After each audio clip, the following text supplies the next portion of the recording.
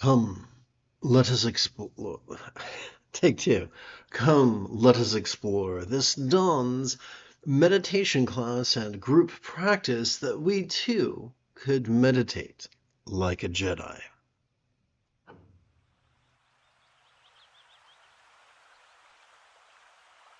We come to the 11th passage of Refining Ore into Gold, the meditation classic composed by the great Buddhist reformer Vajra of Odayana, an area now known as the Swat Valley of contemporary Pakistan.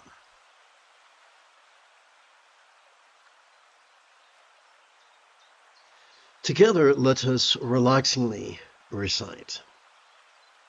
As all phenomena have the nature of the mind, of perfect purity, the great sphere without limitation. I guess I should have paused there. As all phenomena have the nature of the mind of perfect purity, the great sphere without limitation is neither elaboration nor abbreviation, neither arising nor ceasing. Unobstructed this pristine awareness abides just like that. This natural intrinsic reality, free of the tyranny of discursive thinking, abides timelessly like space, beyond the conceptual realm and conceptual designations. Okay, let us translate this from pseudo-spiritual word salad into something truly meaningful. All phenomena have the nature of the mind of perfect purity. So what does that mean? To make sense of that, it could be useful for us to take a look at a visual aid.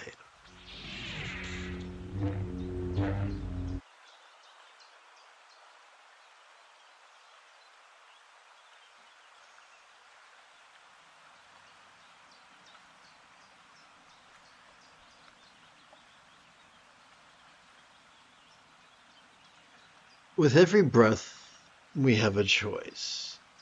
Do we passively cooperate with our autonomic nervous system, or do we actively compete against it by over-focusing and over-analyzing?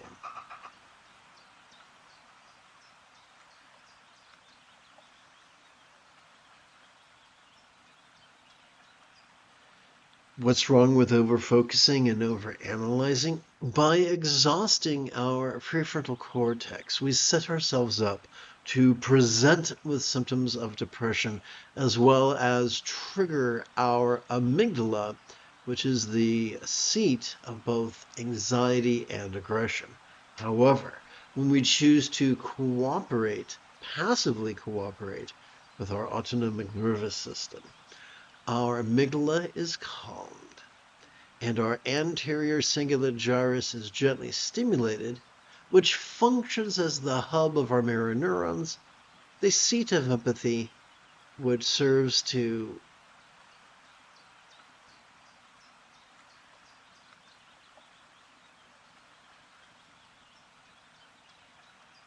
use dread to feed compassion, and use desire to feed love.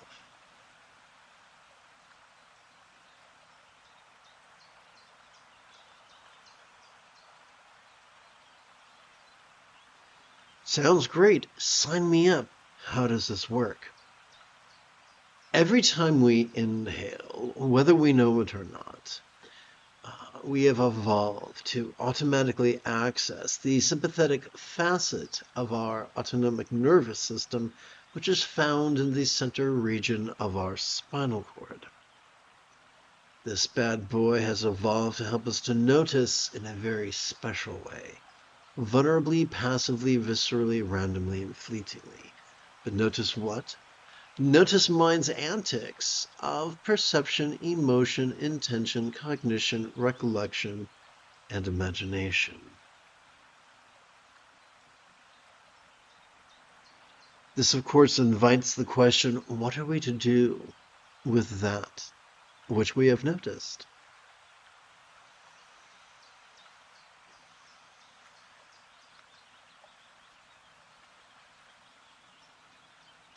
Every time we exhale, we are wired to automatically access the parasympathetic aspect of our autonomic nervous system found at the ends of that same spinal cord.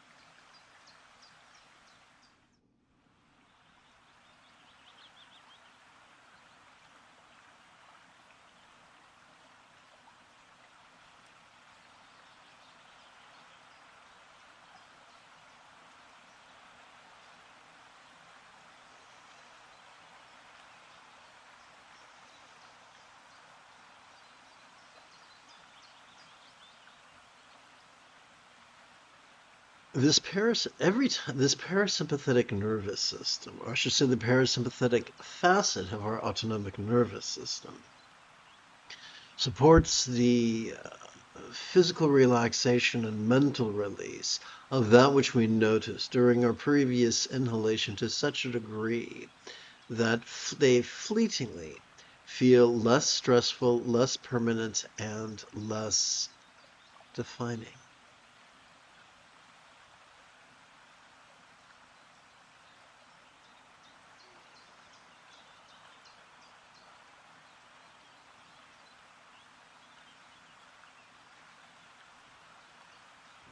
To the degree that figuratively they could feel as non-graspable as a vast empty void, like the illusion of the infinite azure sky on a bright and beautiful cloudless morn, which although could look tantalizing to the eye, feel non-graspable to the hand.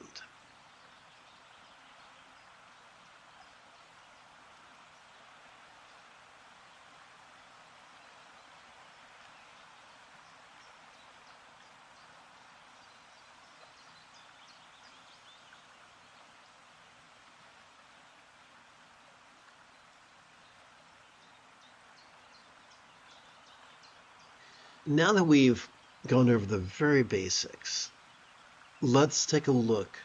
Let's revisit the opening lesson.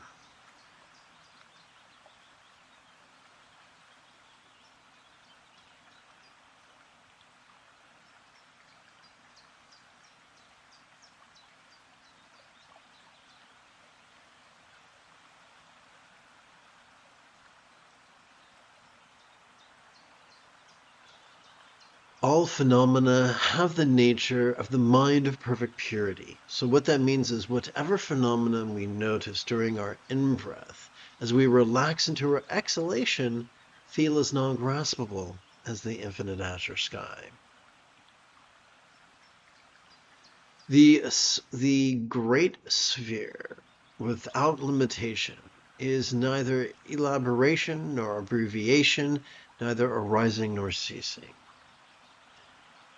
Every time we inhale, we are able to perceive, vulnerably, passively, viscerally, randomly, and fleetingly. To do this, to perceive, we do not need to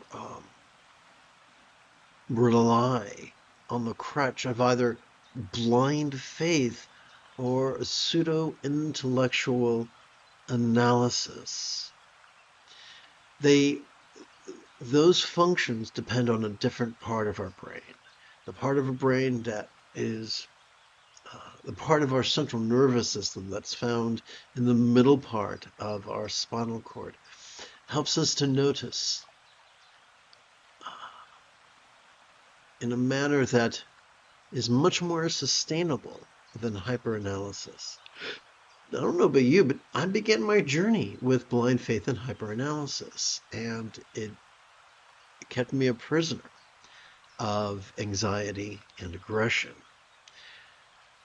Now, a common fear people express is that if we have a prefrontal cortex, should we not use it? And their answer is, yes, we should, but the question is, what is the most sustainable way to use it? Do we use it intermittently or do we use it constantly? The more we practice mindfulness and meditation, at least 5 minutes every 12 hours or so, the more we do so, the more we will find that our choices, utterances, and deeds flow from love's spontaneity. No, not the spontaneity that is scattered, but the spontaneity that is centered. The more we flow from love-centered spontaneity, the more we will skillfully use the regions of our brain that govern both focus and analysis, not as constant phenomena, but as intermittent acts.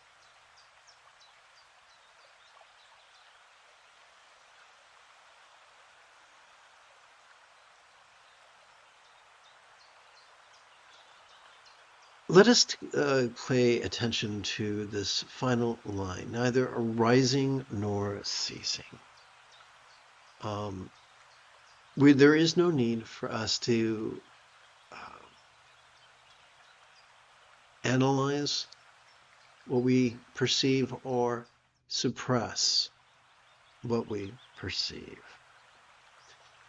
What we perceive sometimes increases and sometimes decreases. It's never just one or just the other. With every inhalation, our perceptions arise. With every exhalation, our perceptions are released. So it's neither just one or the other. Like the swinging pendulum of a grandfather clock emitting the sound of ticking, with every inhalation, exhalation, we flow inexorably from awareness to release. We watch the play of mind and then relax into mind's non-graspable nature, only to have this cycle repeat with each and every breath.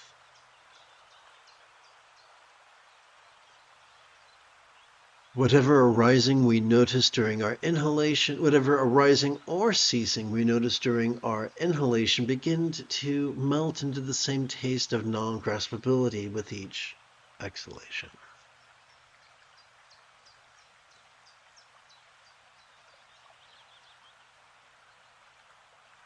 So unobstructed awareness and release abides just like that.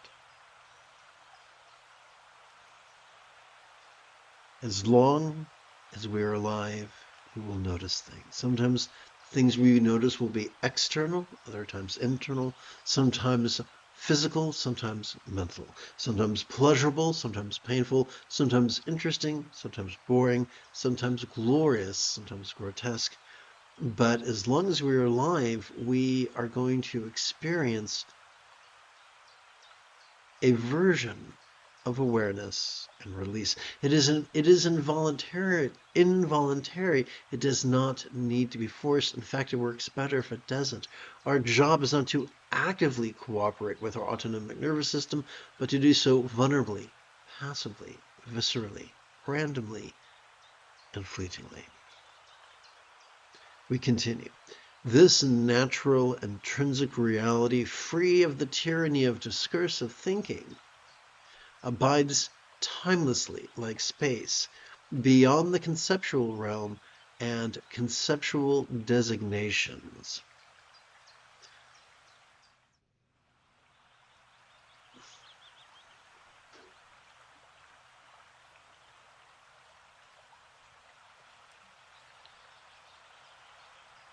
So intrinsic reality means that when we perceive, we do so from the place of utmost vulnerability.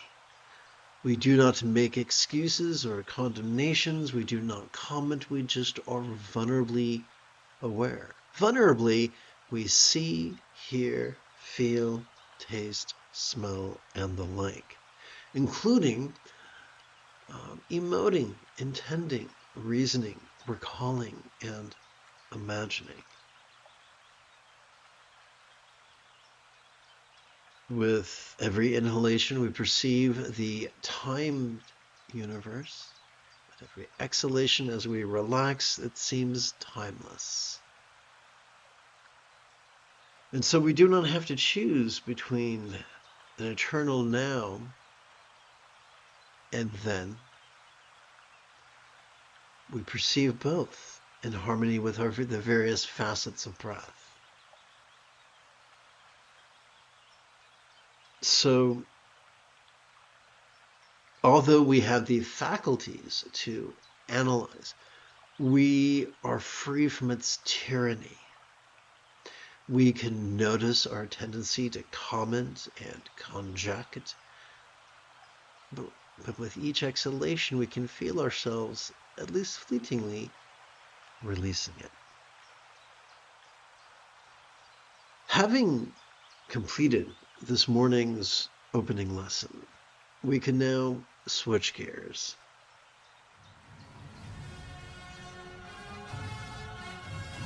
It is Qui-Gon Jinn Tuesday morning. Come, let us meditate like a Jedi. After approximately 30 seconds of housekeeping, this is the Dzogchen Sende Lama Jigme Gyatso of the Buddha Joy Meditation School.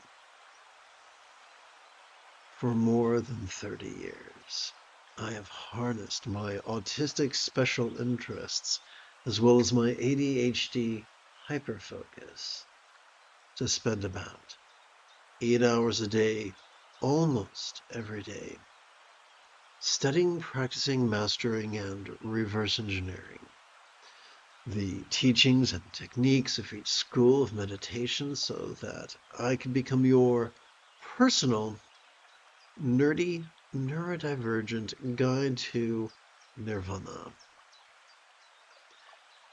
Welcome, my friends, to Meditate Like a Jedi, which is made possible due to the generosity of viewers just like you.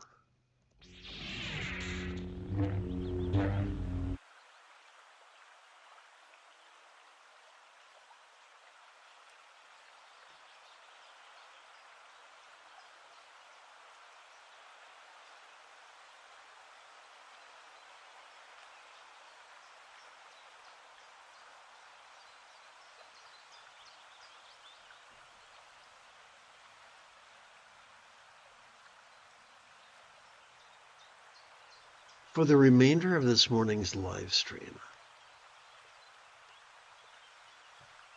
let's play with the latest iteration of very easy meditation practice text, or sadhana, if you're nasty.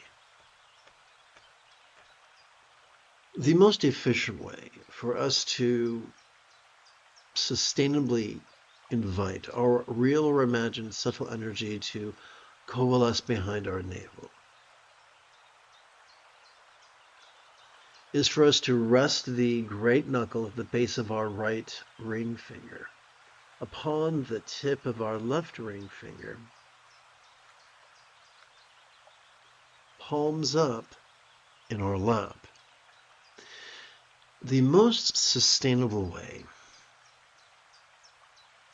for us to passively cooperate with our autonomic nervous system is for us to silently and mentally recite the demonstrative pronoun this each time we feel our abdomen swell, and for us to silently and mentally recite the one-syllable verb ease each time we feel our abdomen sink.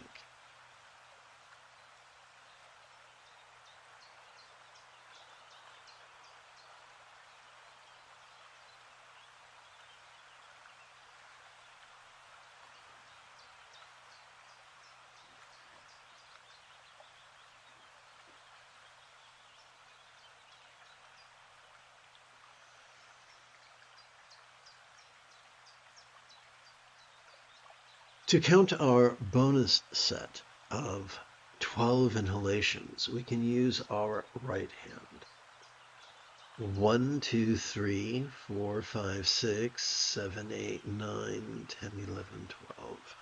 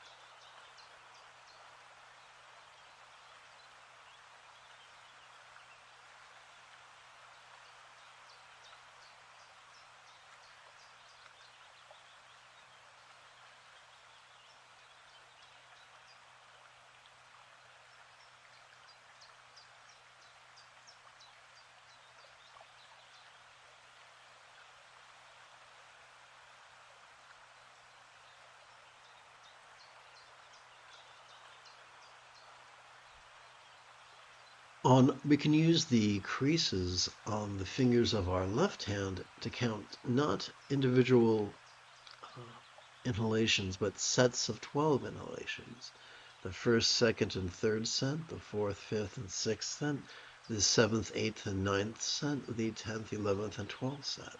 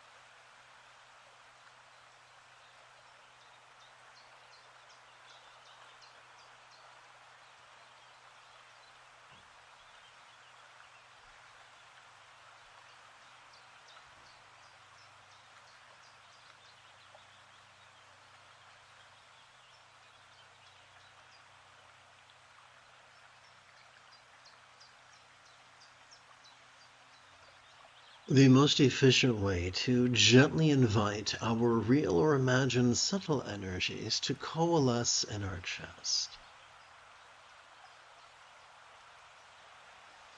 is to gently rest the great knuckle at the base of our right middle finger upon the tip of our left middle finger,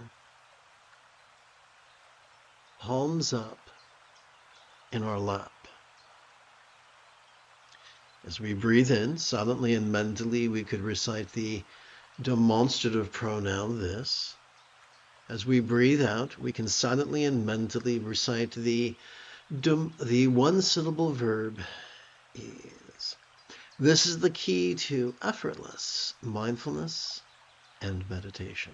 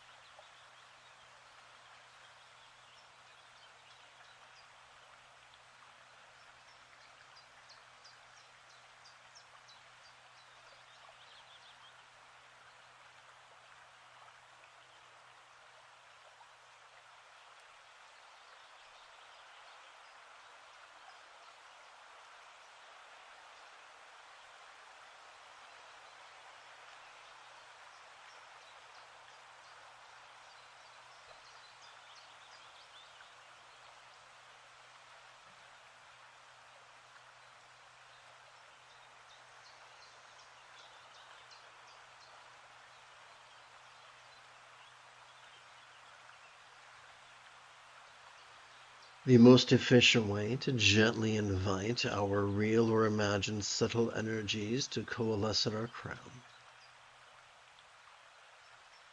is to gently rest the great knuckle at the base of our right index finger upon the tip of our left index finger, palms up in our lap.